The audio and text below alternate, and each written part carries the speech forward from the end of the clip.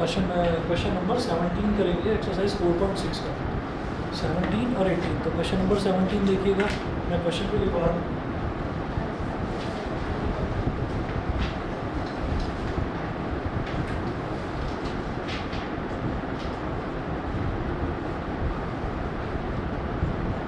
हाँ जी, question number 17 note कीजिए। Find a natural number whose square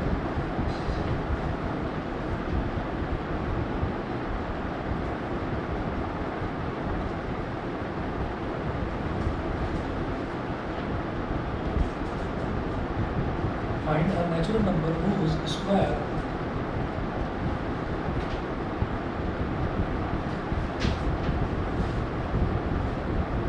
diminished by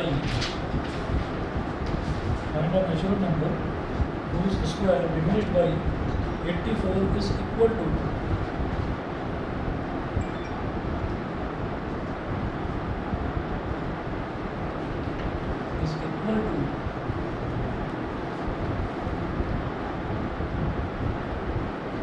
price of 8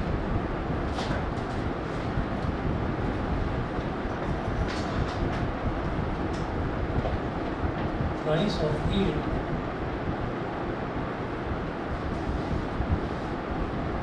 price of 8 more than the given number।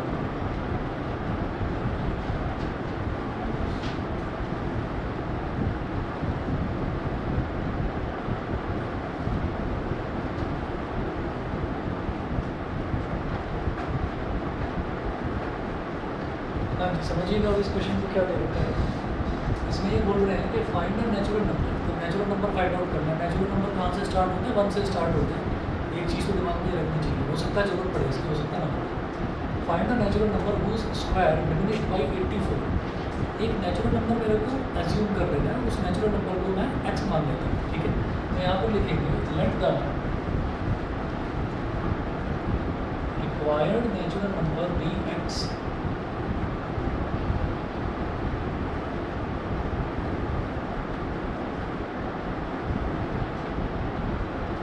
Let the required natural number be x। जो number चाहिए हो तो उसको x मान लिया उसको। whose स्क्वायर, स्क्वायर क्या हो गया? x स्क्वायर डिमिनिश्ड बाई 84, यानी कि स्क्वायर में से अगर 84 को सब्ट्रैक्ट कर दें is equal to price of किसका? प्राइस का मतलब होता है 3 टाइम्स करेंगे और ऑफ का मतलब मल्टीप्लिकेशन होता है। तो price of 8 more than the given number. Given number क्या है? x से 8 more than the given number क्या हो गया? x प्लस 8 और उसका थ्राइस। तो x square diminished by 84 is equal to thrice 8 more than the given number. समझ गए आपको? ठीक है। स्टेटमेंट थोड़ी सी उलझाने वाली थी इसकी, क्योंकि जो ये लिखा हुआ है ना डिमिनिश्ड बाई, तो डिमिनिश्ड का मतलब है कि उसको थोड़ा सा घटाया जाता है। डिमिनिश्ड का मतलब है कम कर देंगे, घटा दिया जाता है। तो एक्स स्क्वायर में से 84 को सब्ट्रैक्ट कर दिया जा रहा है is equal to thrice of मतलब 3 ऑफ का मतलब multiplication 8 more than the given number. Given number क्या है? वही जो नेचुरल नंबर पूछा है वही। समझ गए? ठीक है भाई। ऑनलाइन वाले दोनों बच्चे बताएं भाई, Dikshita, Gauri.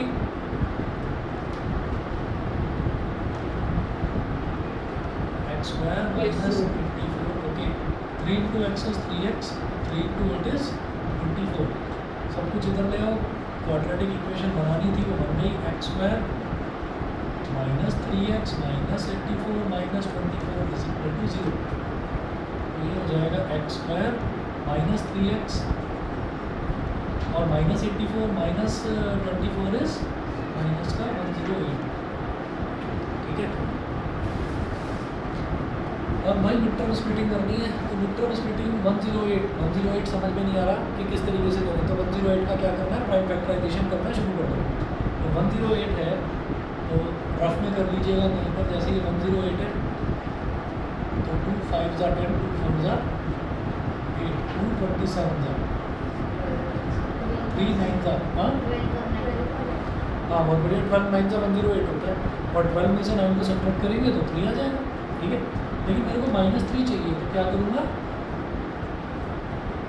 -12x + 9x।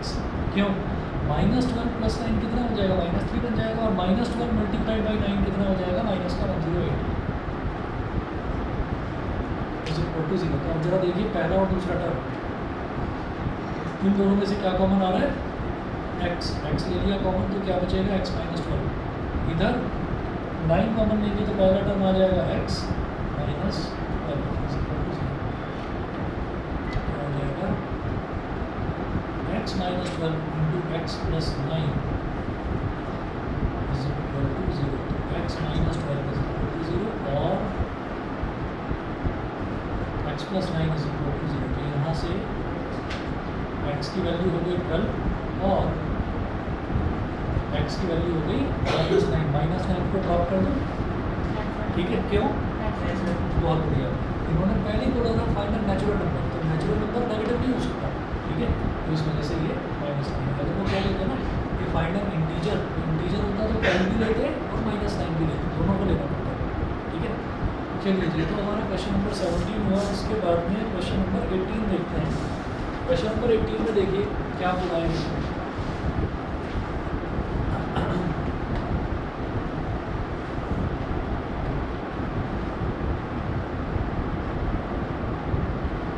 Question number 18 में है, the natural number when increased by 12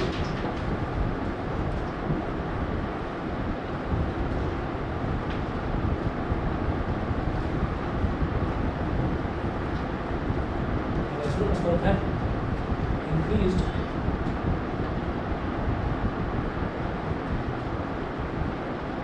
natural number when increased by 12 equals 160 times its reciprocal।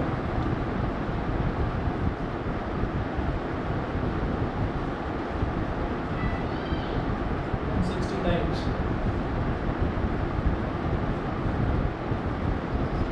its reciprocal। Full stop। Find the number।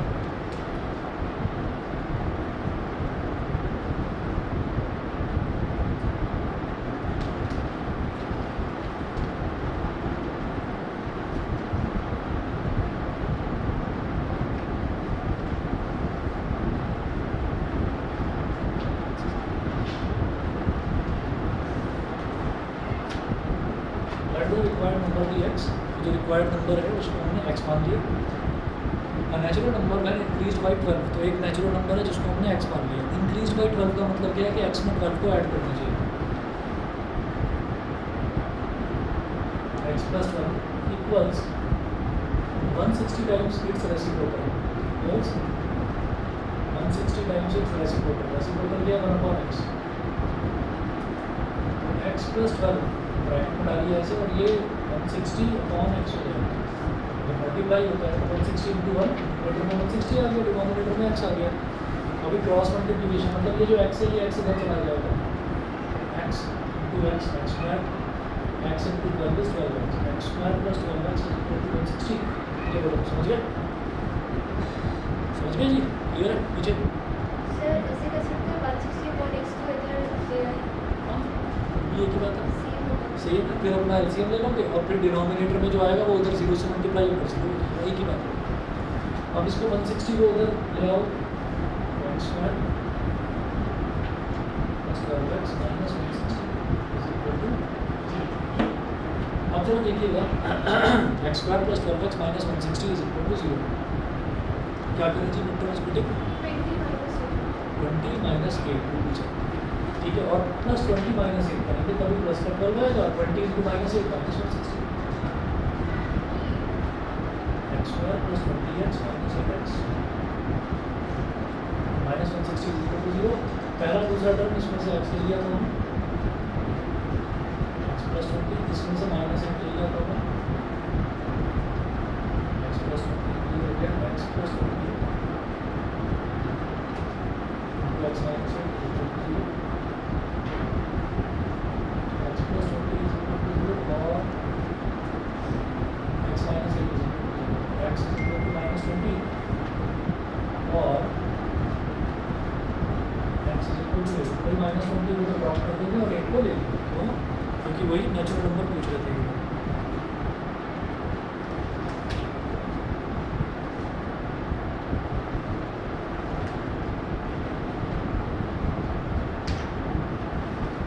ठीक है जी, ये हो गया 18th। और कोई डाउट? सिक्स क्वेश्चन नंबर 6 देखिएगा। 3 consecutive positive integers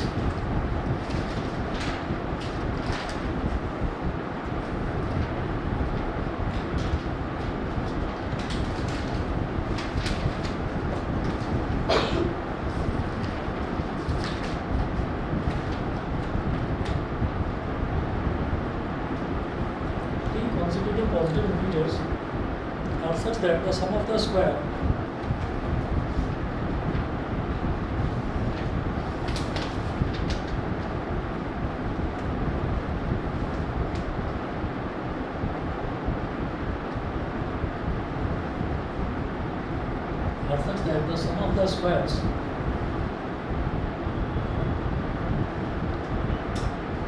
of the squares of the first square of the first and the product of other two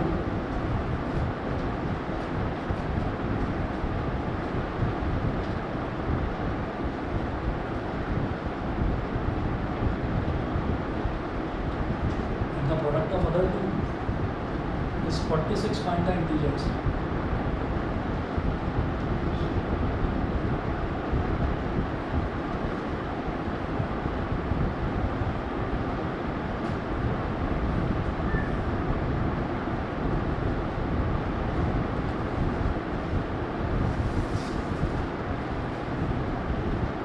consecutive positive integers. तो consecutive का मतलब क्या है? एक के बाद एक आने वाले पॉजिटिव इंटीजर्स। हमने क्या करा कि उनको क्या मान लिया? एक को x प्लस 1 और एक को x प्लस 2 ऐसे मान लिया। यहाँ लिखेंगे let the 3 consecutive positive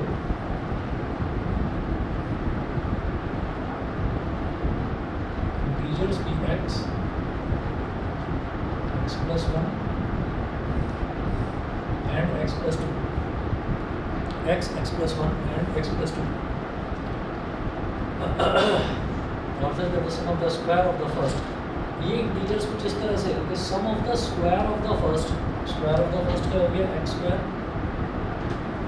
and the product of other two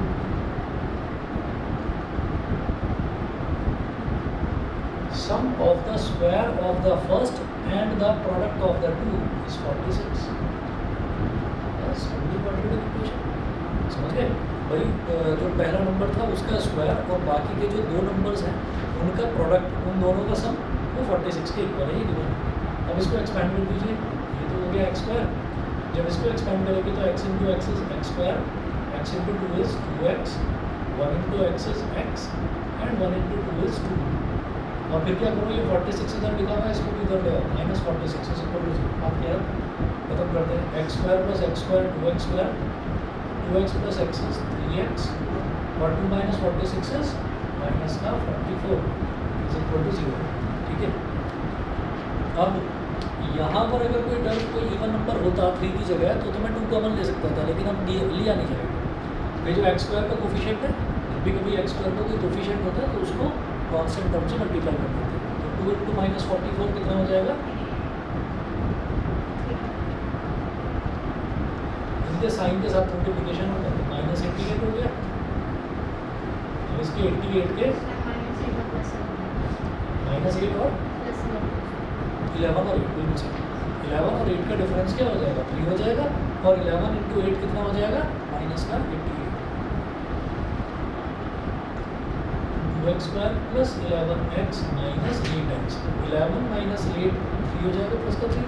और 11 इंटू -8 क्या हो जाएगा? -88। याद रखिएगा क्वाड्रेटिक में ना बच्चों से एक बहुत छोटी सी मिस्टेक है और बड़ी कॉमन मिस्टेक है, वो हो जाती है। जब भी कभी कोई ऐसा नंबर आता है कि इसका जो कोफिशिएंट है x स्क्वायर वाले टर्म का, उसको कांस्टेंट से मल्टीप्लाई करना पड़ता है। तो 2 इंटू -44 कर दिया -88, तो यहाँ भी -88 लिख देते हैं। यहाँ पर वही लिखना है भाई जो लिखा हुआ है, समझ रहे हैं? इस -88 को कुछ ऐसा देखना है कि बीच वाले टर्म का जो आप स्प्लिटिंग करेंगे, जो टर्म स्प्लिटिंग करेंगे, उनका प्रोडक्ट इसके इक्वल होना चाहिए, लेकिन यहाँ जो लिखा है वही आएगा। सही है, उसमें गलती मत कर देना। अच्छा, अब पहला और दूसरा टर्म इन दोनों में से नंबर तो कोई कॉमन नहीं आ रहा है, एक्स आ रहा था, एक्स कॉमन ले लिया, ये बचेगा 2x + 1 + 11। इधर -4 ले लो कॉमन, ये बचेगा 2x + 11 = 0। 2x + 11 x - 4 = 0। 2x + 11 = 0 और x - 4 = 0। x = -11/2 और x = 4। सही है, x की वैल्यू 2 आ गई, तो -11/2 और 1 4। ठीक। अच्छा बताइए भाई, 4.6 में और किसी को कोई डाउट है?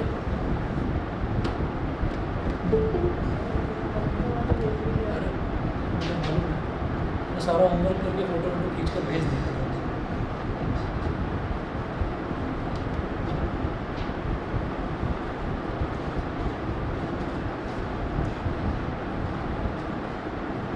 हेडिंग डालिएगा problems on time and distance.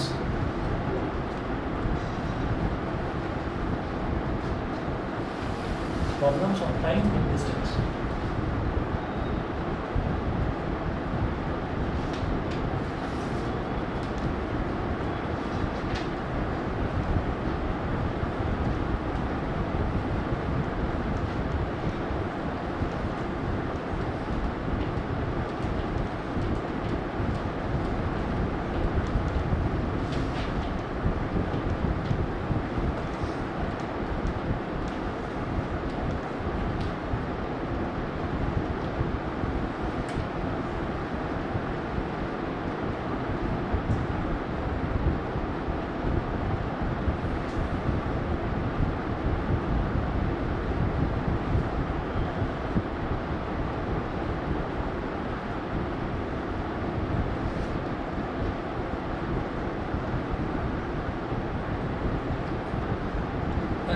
Problems on time and distance.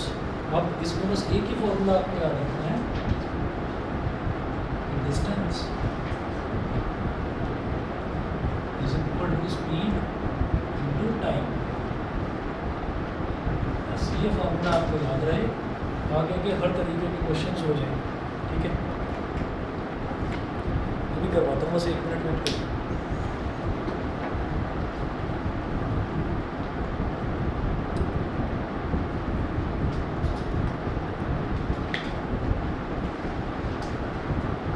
किसी को पानी चाहिए? नहीं?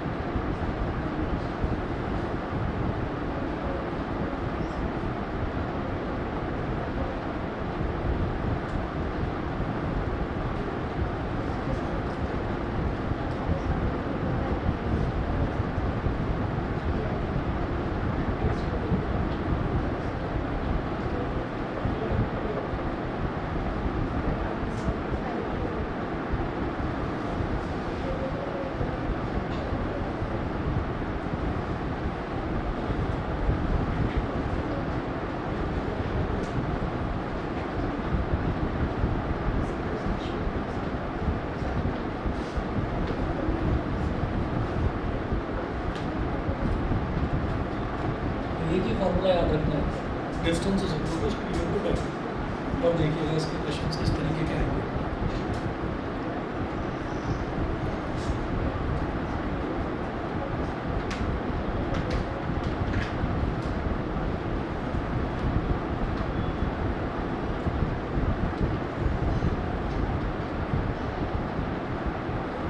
Example number 1, a train travels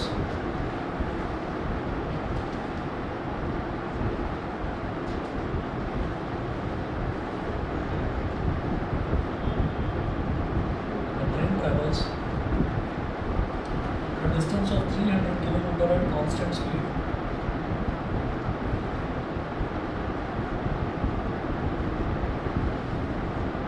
Distance of 300 km.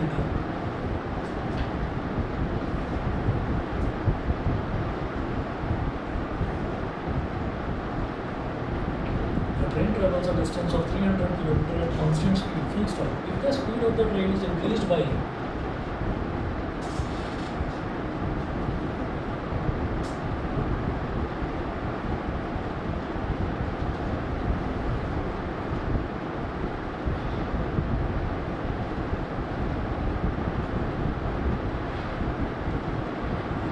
the speed of the train is increased by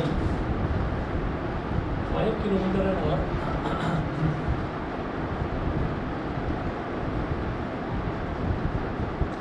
by 5 km an hour, the journey would have taken 2 hours less.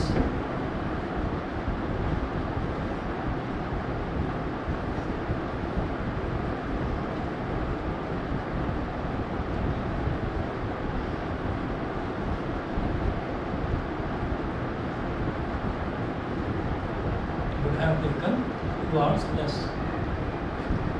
The journey would have taken 2 hours less. Full stop. Find the original speed of the train.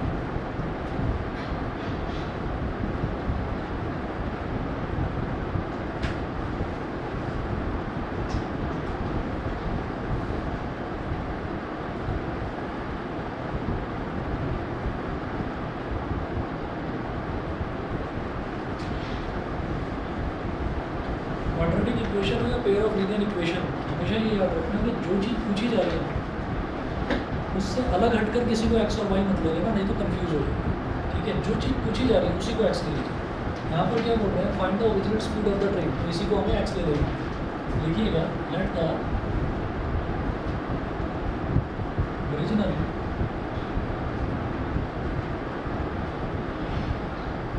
Speed of the train be x kilometre per hour. A train travels a distance of 300 km at constant speed. तो 300 kilometre तक वो एक constant speed से travel कर रहा है, वो constant speed को हमने x किलोमीटर पर आवर मान लिया। If the speed of the train is increased by 5 km an hour, the journey would have taken 2 hours less. ठीक है, तो पहले तो ओरिजिनल केस देखते हैं। हमारे पास जो स्पीड है वो तो x किलोमीटर पर आवर हो गया। ठीक है, train travels a distance of 300 kilometre, तो डिस्टेंस कितना है 300 किलोमीटर। ठीक है, और स्पीड कितना है x kilometre per our, x kilometre per hour. ठीक है, तो टाइम कितना होगा, टाइम हमें तो ये फॉर्मूला पता है, तो distance is equal to speed into time, तो टाइम क्या हो जाएगा, डिस्टेंस अपॉन स्पीड। ठीक है, तो टाइम हो जाएगा डिस्टेंस अपॉन स्पीड, यानी कि 300 अपॉन x आवर्स। तो ओरिजिनली उसको 300 अपॉन x आवर्स, ओरिजिनली उसको इतना टाइम लग रहा है। अब वो कह रहे हैं कि if the speed of the train is increase by 5 kilometre an hour. Now if speed becomes x plus 5 kilometre per our, कह रहे हैं the journey would have taken 2 hours less. तो जर्नी तो वही रहेगी ना, सेम 300 किलोमीटर की। ठीक, तो जो डिस्टेंस है डिस्टेंस तो वही रहने वाला है 300 किलोमीटर। अब जो टाइम लग रहा है उसको टी डैश बोल दीजिए, ये वाला जो स्पीड है इसको एस डैश, डी डैश और टी डैश बोल दीजिए। समझ गए भाई, नया केस है तो या तो पहले वाले को D1 S1 और T1 बोल दो, या उसको D S और T बोला है तो इसको S dash D dash T dash बोल दीजिए। तो टी डैश क्या हो जाएगा, D dash upon S dash, D dash upon S dash, D dash क्या है 300 अपॉन एक्स प्लस 5। बोलो जी समझ गए। तो अब स्पीड बढ़ गई है, तो स्पीड के बढ़ने पर ये जो टाइम लगा है, ये वाला जो टाइम है, ये उस टाइम के कंपैरिजन में 2 घंटे कम है। समझ गए। उन्होंने बोला ना कि अगर आपने स्पीड बढ़ा दी, तो अगर आपने स्पीड बढ़ा दी तो वो सेम जर्नी ट्रैवल करने के लिए जो टाइम लग रहा है वो 2 घंटे कम लगेगा। ठीक है। तो T dash is equal to T minus 2, bracket में लिखिएगा एज पर क्वेश्चन। अगर नहीं समझ में आया तो प्रैक्टिकली सोच कर देखो, ऐसे ही सोच कर देखो कि मैं पहले 300 किलोमीटर जा रहा था कहीं पे, ठीक है। अब 300 किलोमीटर जाने में मेरे को लग गए 10 घंटे, ठीक। तो अब हमने ये सोचा 10 घंटे में बहुत ज़्यादा टाइम लग गया, तो अब एक काम करते हैं कि अपनी ना स्पीड थोड़ी सी बढ़ा देते हैं। तो हम नेक्स्ट टाइम जब उसी जगह पर गए तो हमने अपनी स्पीड थोड़ी सी बढ़ा दी। स्पीड बढ़ाने पर हमने देखा कि अब हमको कितना टाइम लगा, 2 घंटे कम लगे, यानी कि अब कितना टाइम लगा 8 घंटे। पहली बार जब गए थे तो 10 घंटे लगे 300 किलोमीटर ट्रैवल करने के लिए, अब कितना लगा 8 घंटे। अभी इनको दोनों को इक्वल कैसे रखा जाएगा, बाद में कितना टाइम लगा था 8 घंटे और पहले लगा था 10 घंटे, तो 10 माइनस 2 करेंगे वो 8 के इक्वल हो जाएगा। समझ गए। ठीक है, वही चीज़ है कि जो हमारा बाद में जो टाइम निकला है वो क्या निकला है, पहले वाले में से 2 घंटे कम, वो दे भी रखा है, टेकन 2 आवर्स लेस। तो T dash is equal to T minus 2 हो गया, यहाँ तक सही है। अब टी डैश की वैल्यू भी एक्स की टर्म्स में पता है, टी की वैल्यू भी पता है, तो आप पीछे बताइए भाई, क्लियर है। ठीक है, नाम क्या आपका, हाँ बता एक ही चिल्ड्रन अकेडमी में।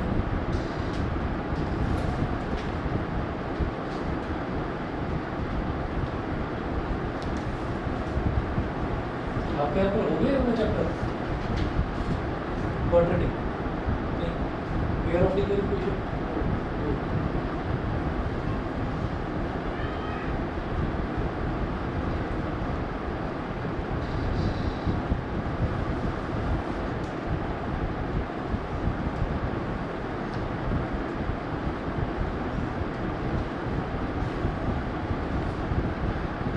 चलिए जी, वैल्यू रखिए, टी डैश क्या है 300 upon x plus 5, 300 upon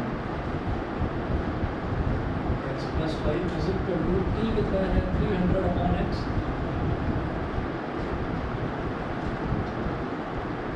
minus 300 upon x plus 5 is equal to 300। LCM लेंगे तो इधर मल्टीप्लाई हो जाएगा, 300 माइनस 2x अपॉन एक्स। अब क्या करो, क्रॉस मल्टीप्लिकेशन करने से पहले ये जो न्यूमरेटर है ना, इसमें से 2 कॉमन दिखाई दे रहा है, जितना सिंप्लीफाई करा जा सकता है करो। इधर न्यूमरेटर में से मैंने 2 कॉमन ले लिया, तो यहाँ क्या बचेगा 150 माइनस एक्स अपॉन एक्स, 2 1 जा 150। ठीक है, तो 300 जो बड़ा नंबर था वो घटकर अब 150 रह गया, तो नंबर थोड़े से छोटे हो गए। Cross multiplication this into this, x plus 5 into 150 minus x is equal to 150 into x यानी कि 150x। हाँ जी, मल्टीप्लाई करिए, x into 150 is 150x, x into minus x is minus x square, 5 into 150 is 750। ठीक है, और 5 into minus x is minus 5x is equal to 150x। अभी 150x इधर भी है, 150x इधर भी है, कैंसिल आउट हो जाएगा। ठीक है भाई, 150x इधर प्लस का है, इधर आकर माइनस हो जाएगा, 150x माइनस 150x कितना हो जाएगा, 0 हो जाएगा। ठीक, तो हमारे पास ये रह गई, ये क्वाड्रेटिक इक्वेशन है, ये माइनस एक्स स्क्वायर है ना, इधर से -1 ले लो कॉमन, ये हो जाएगा एक्स स्क्वायर, तो माइनस का 5x है, -1 हमने कॉमन ले लिया, ये हो गया प्लस का 5x, ये प्लस 750 है, -1 कॉमन ले चुका है, तो ये हो गया माइनस का 750 इक्वल टू 0। बताइए जी, यहाँ तक क्लियर। ठीक है, अब क्या करेंगे, ये जो -1 है, ये -1 कॉमन लिया, ये यहाँ 0 के नीचे डिनोमिनेटर में चला जाएगा, तो 0 upon -1 is 0, 0 upon anything is 0। हमारे पास बचा x square plus 5x minus 750 is equal to 0। बताइए भाई 750 की ट्रांसफिटिंग कैसे करूँ? 30 30 और 25 ये कुछ है।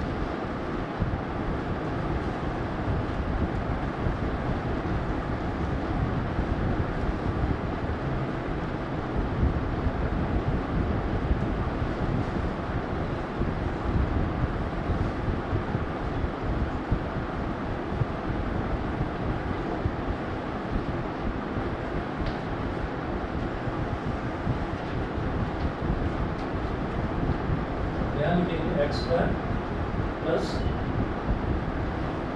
30x minus 25x minus 750 is equal to 0। 30 माइनस 25 करेंगे तो प्लस का 5 आ जाएगा, 30 इंटू माइनस 25 करेंगे तो माइनस का 7। देखो माइनस 5x नहीं होता, -1 प्लस 1। हमने वही करा, ये माइनस एक्स स्क्वायर था प्लस 750 था और ये माइनस 5x, तो मैंने इसमें से पूरे में से -1 कॉमन ले लिया। ये माइनस का था ये प्लस हो गया, ये माइनस का था ये प्लस हो गया, ये प्लस का था ये माइनस। नहीं सर वो -1 और प्लस 5x। सर वो -1 और प्लस 5x -1x। ये -1 हमने कॉमन लिया और इसको पूरा यहाँ इधर ले गए 0 के नीचे, तो 0 अपॉन -1 आप कहो तो यहाँ पर ऐसा लिख कर निकाल लेते हैं 0 अपॉन -1 ठीक है। ठीक है भाई, अब जब देखिएगा इन पहले और दूसरे टर्म में क्या कॉमन आ रहा है, x कॉमन आ रहा है, x प्लस 30 और इधर -25 ये आ जाएगा x plus 30 into x minus 25 is equal to 0। x plus 30 is equal to 0 और x minus 25 is equal to 0। x is equal to -30 और x इज इक्वल टू 25। ठीक है, तो original speed of the train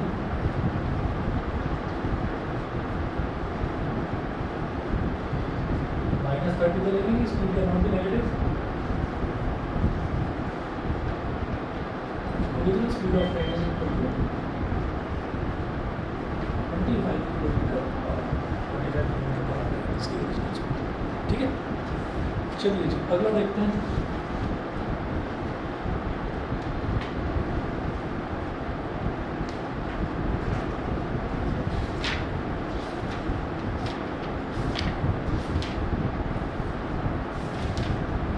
Example number 2, the speed of a boat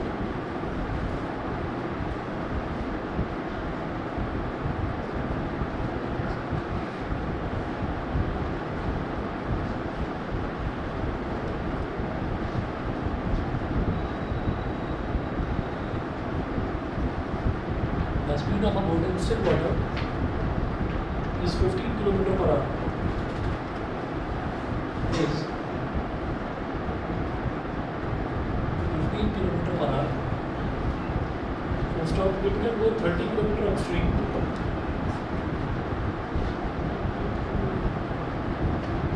It can go 30 km upstream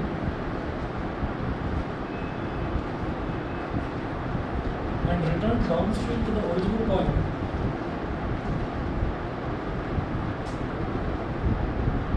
And return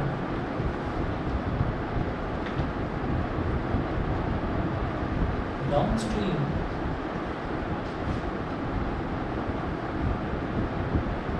to the original point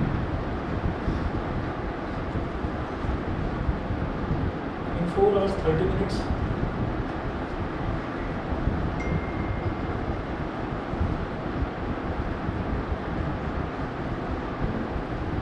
In 4 hours 30 minutes.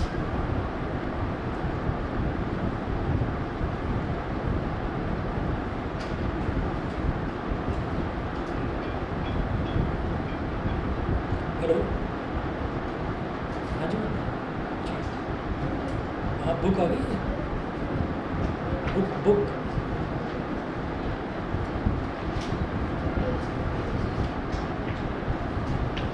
अच्छा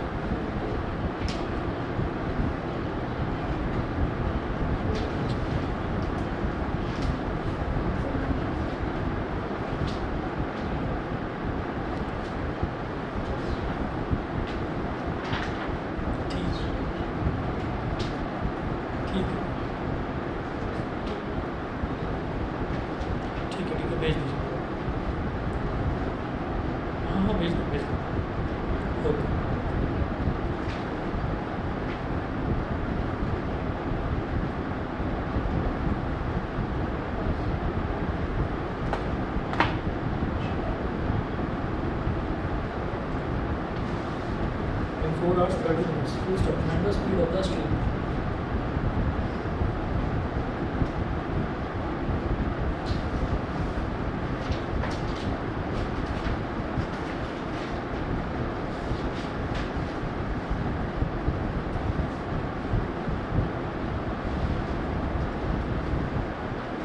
अब एक चीज़ देखिएगा, ये जो क्वेश्चन होते हैं ना अपस्ट्रीम और डाउनस्ट्रीम वाले, तो इसमें हमको एक चीज़ देखनी होती है कि जब भी कभी किसी भी बोट की स्पीड हमको दी जाती है ना, तो बोट की स्पीड इस तरह से दी जाती है कि स्टिल वाटर, रुके हुए पानी में बोट कैसे चल रही है और कितनी स्पीड पर चल रही है। तो जब भी कभी अपस्ट्रीम और डाउनस्ट्रीम के क्वेश्चन आए, तो जो स्टिल वाटर में रुके हुए पानी में बोट की स्पीड को मान लीजिए हमने x मान लिया। अब एक केस आता है अपस्ट्रीम। अपस्ट्रीम का मतलब क्या है कि स्ट्रीम जो है यानी कि जो पानी की लहर है वो हमारी तरफ आ रही है और हम बोट दूसरी डायरेक्शन में चला रहे हैं, तो हमारी स्पीड क्या हो जाएगी? हमारी स्पीड अगर मान लीजिए स्टिल वाटर में x है, तो अब वो y किलोमीटर पर आवर की स्पीड से स्ट्रीम हमारी तरफ आ रही है, तो हमारी इफेक्टिव स्पीड क्या हो जाएगी? अपस्ट्रीम स्पीड क्या हो जाएगी? x minus Y kilometre per hour. Practically भी सोचिए कि अगर मान लीजिए मुझे दौड़ना आता है और मैं 10 किलोमीटर पर आवर की स्पीड से मैं दौड़ रहा हूँ और सामने से हवा आ रही है जो मुझे 2 किलोमीटर पर आवर की स्पीड से पीछे पुश कर रही है, तो इफेक्टिवली मैं 10 माइनस 2 यानी कि 8 किलोमीटर पर आवर की स्पीड से आगे दौड़ रहा हूँ। ताकत मैं 10 किलोमीटर पर आवर की लगा रहा हूँ, लेकिन 2 किलोमीटर पर आवर एयर जो है वो मेरे को पीछे पुश कर रही है, तो वो मतलब आउटपुट 10 का नहीं निकल के आता है, आउटपुट 8 का निकल के आता है। तो इसको तो बोलते हैं अपस्ट्रीम। जो भी स्ट्रीम है, स्ट्रीम के अपोजिट बोट को चलाना, that is called upstream. Downstream में बड़ा फ़ायदा होता है। डाउनस्ट्रीम में ये है कि हमारी स्पीड तो 10 किलोमीटर पर आवर है और पीछे से हमको स्ट्रीम जो है वो पुश कर रही है और 2 किलोमीटर पर आवर की स्पीड से, तो हमारी टोटल स्पीड कितनी हो जाएगी? 10 + 2 12 हो जाएगी। तो अपस्ट्रीम क्या होता है? दोनों का डिफरेंस निकालते हैं, बोट की और स्ट्रीम की स्पीड का, और डाउनस्ट्रीम स्पीड क्या होती है? दोनों को ऐड करते हैं। समझ गए? अब क्वेश्चन देखिएगा, क्वेश्चन में हमने क्या दिया है, ये बोल रहा था speed of a boat in still water is 15 kilometre per hour. ठीक है, यहाँ लिखिएगा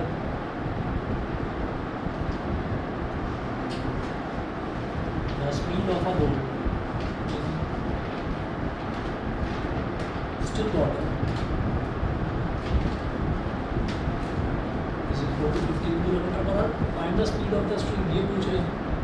let the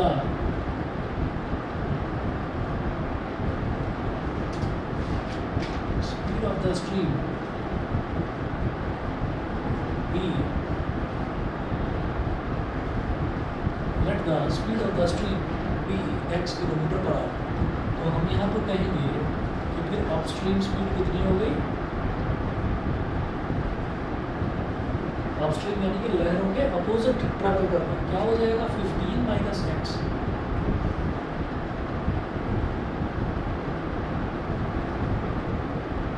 kilometre per hour, और डाउनस्ट्रीम स्पीड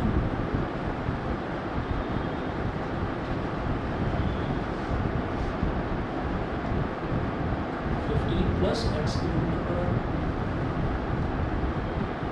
ये हो गई downstream speed 15 + x kilometre per hour. ठीक है, अब वो क्या बोल रहे हैं कि वो जो बोट है it can go 30 kilometre upstream, तो बोट को 30 किलोमीटर बोट में अपस्ट्रीम जाती है। ठीक,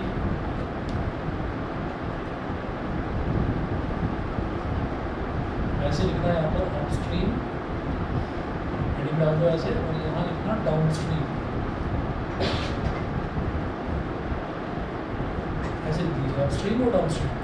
फिर वो अपस्ट्रीम कितना जाती है? 30 किलोमीटर, उसका जो डिस्टेंस है अपस्ट्रीम जाने वाला that is 30 kilometre and return downstream to the original point.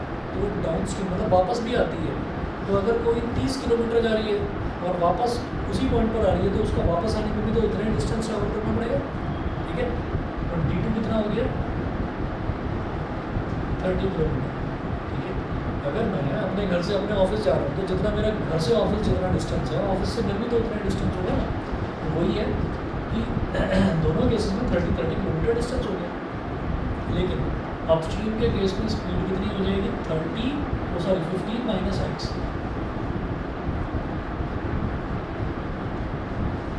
Kilometre per hour, और डाउनस्ट्रीम के केस में स्पीड कितनी हो जाएगी?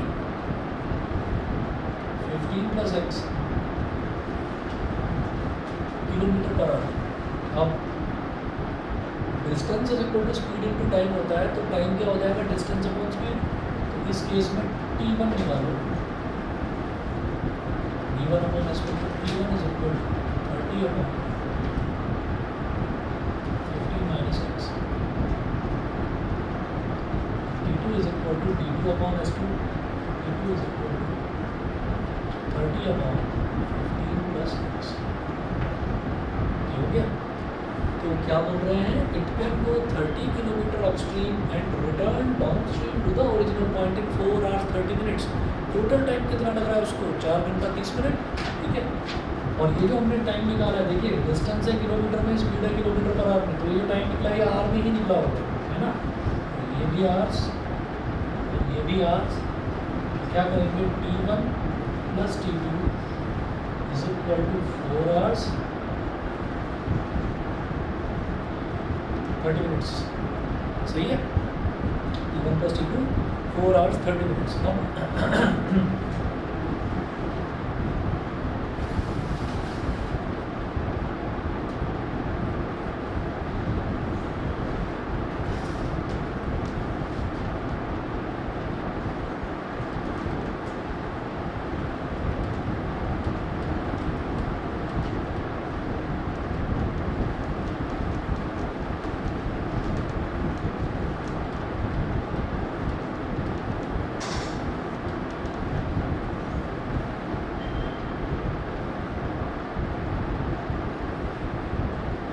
t1 हो गया 30 upon 15 minus x plus t2 हो गया 30 upon 15 plus x। 4 hours 30 minutes, 4 plus 30 minutes को क्या बोलेंगे 1/2 आवर, 4 प्लस 1/2 आवर, सही है। ये कैसे करेंगे, अगर नहीं समझ में आया कि भाई 30 मिनट्स के अलावा कुछ और मिनट्स दे रखा होता तो दैट मिनट अपॉन 60, भाई 30 है तो 30 अपॉन 60 करेंगे, 30 अपॉन 60 करेंगे 1/2 ही है, ठीक है। अब क्या करेंगे भाई, इधर दो बिल्कुल अलग अलग टर्म्स हैं, एलसीएम लेंगे तो 15 minus x into 15 plus x दोनों मल्टीप्लाई हो जाएंगे ऐसे, 15 minus x into 15 plus x, फिर 15 प्लस एक्स इधर इस 30 से मल्टीप्लाई हो जाएगा, 30 इंटू 15 प्लस एक्स, ये 30 इधर मल्टीप्लाई हो जाएगा 15 माइनस एक्स से, और 4 प्लस 1/2 क्या हो जाएगा, 2 4 8, 8 प्लस 1 इज 9/2। अब इधर भी 30 है, इधर भी 30 है, भाई 30 तो ले लो कॉमन, और ब्रैकेट में क्या बचेगा 15 plus x plus 15 minus x. Denominator में देखिए a minus B into A plus B क्या होता है, a square minus B square, तो 15 का स्क्वायर माइनस एक्स का स्क्वायर इज इक्वल टू 9/2, 9 1 9, नहीं 9 से तो नहीं होगा, 3 3 9, 3 10 30, इतना हो गया। ब्रैकेट में प्लस एक्स था माइनस एक्स था, कैंसिल आउट हो गया, तो क्या बचा 10 इंटू 15 प्लस 15 30, 10 इंटू 30 अपॉन 15 का square 225 minus x square is equal to 3/2, फिर 3 से डिवाइड हो जाएगा, 3 1 और 3 10 यहाँ न्यूमरेटर में क्या बचा 10 into 10 100 upon 225 minus x square is equal to 1/2। ये इधर मल्टीप्लाई हो जाएगा और ये इधर मल्टीप्लाई हो जाएगा, तो 100 into 2 is 200 is equal to 225 minus x square, इसको इधर ले आओ, हाँ ठीक है। X square minus x square को इधर ले गए, इधर क्या बचा 225 और 200 को उधर ले गए, तो x square is equal to कितना आ गया 25, तो x is equal to plus minus 5।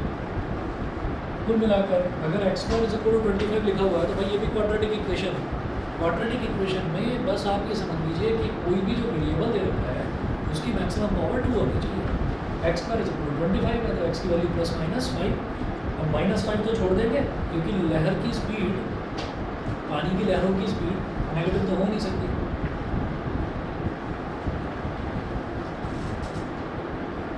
5 kilometre per hour, ये आ गया हमारे पास स्पीड ऑफ द स्ट्रीम, ठीक है। इतना करिए, बाकी इसके मैं आपको आज क्वेश्चन भेजूंगा केवल 5, 7 क्वेश्चन भेजूंगा, 7 करिएगा, ठीक है। जो डाउट है मेरे से पूछना।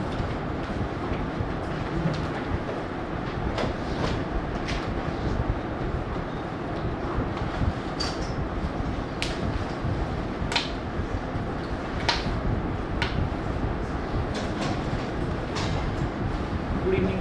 Good evening. Good evening. Good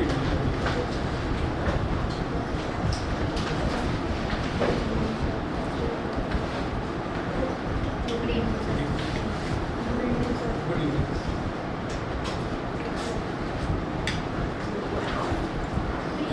good evening.